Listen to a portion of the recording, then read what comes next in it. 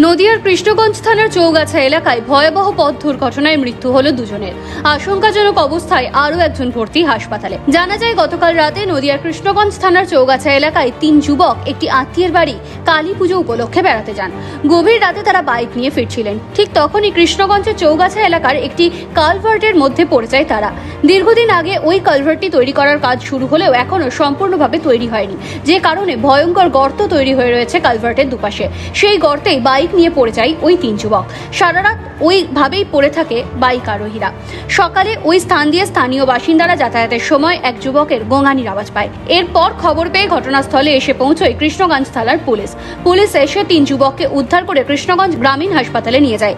সেখানে আশঙ্কাজনক অবস্থায় একজন যুবককে শক্তিনগর জেলা হাসপাতালে স্থানান্তরিত করা হয় এবং বাকি 2 যুবককে চিকিৎসকেরা মৃত বলে ঘোষণা করে। কয়েকদিন আগে ওই একই কালভার্টে পড়ে মৃত্যু হয় এক ইঞ্জিন ভ্যান চালকের। স্থানীয়দের অভিযোগ, কন্ট্রাক্টরের গাফিলতির ফলেই এই ভয়াবহ দুর্ঘটনা ঘটছে বারংবার। স্থানীয়রা চাইছেন অবিলম্বে পিডব্লিউডি উদ্যোগ নিয়ে এই কালভার্টের কাজ সম্পূর্ণ করুক। মোটরসাইকেল বাঁ দিকে না দিয়ে ডান দিকে দিয়ে গর্তর মধ্যে পড়িয়ে ভোর মেরে ওপর উঠে গিয়ে রডে বাড়ি খেয়ে সেন্টারে বাঁশ ভেঙে নিচে পড়িয়ে গিয়ে। কজন ছিল? 3 জন। কজন মারা গিয়েছে? 2 জন।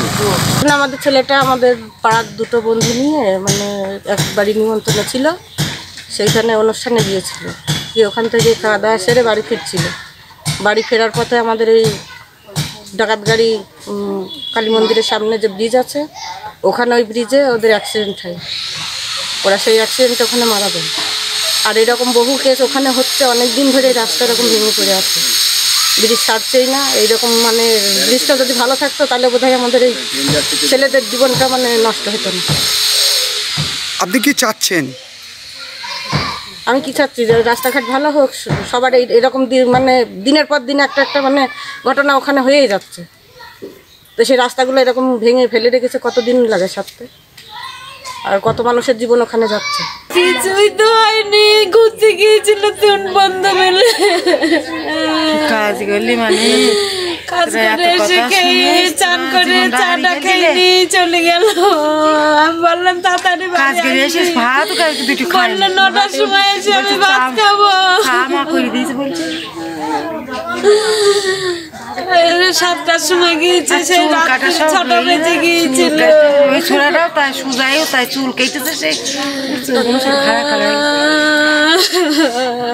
নদিয়া থেকে সুরজিৎ দাসের রিপোর্ট, NBTV।